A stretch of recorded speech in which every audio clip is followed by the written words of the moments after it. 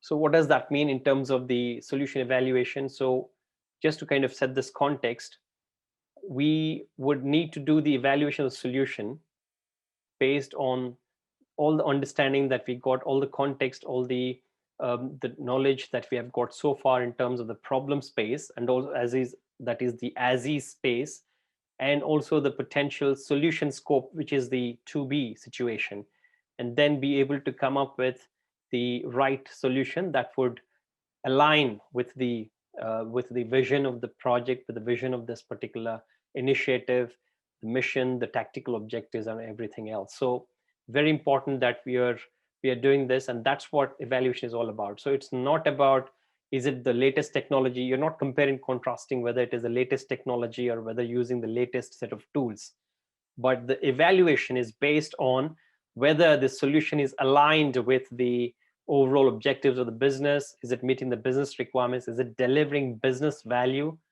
And if so, what is the scope of the solution? That's the important bit. That is what we are trying to evaluate here. And we need to also evaluate the solution early and often, and not just once, but every time that we have identified any changes in the requirements, any change in the design. We need to kind of do this evaluation of how the solution is faring.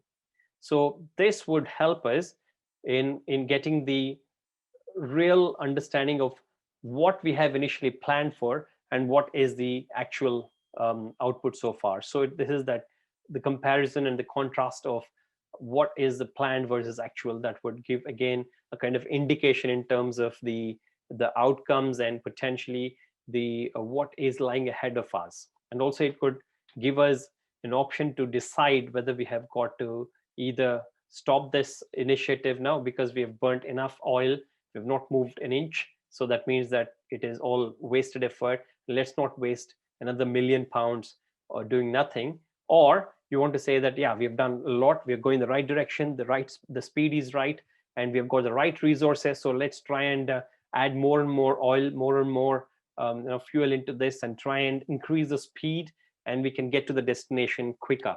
So that is a go decision. So the go or no go decision again is relevant in terms of evaluation of your solution.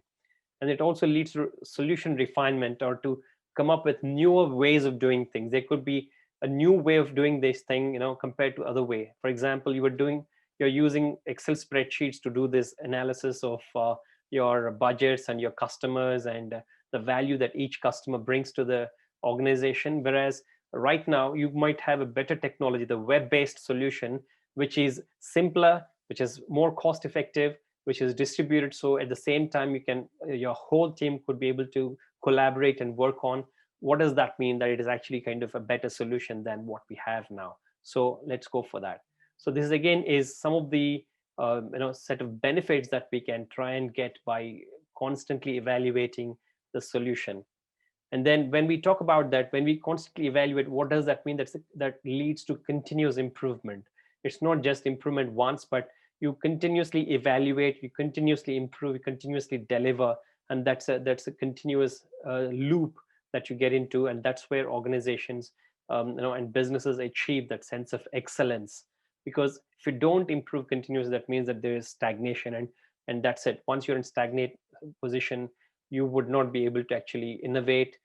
If you don't innovate, if you don't do anything new in the market, that means that there is no business, and your competitors would literally boggle you up. So it's very, very important.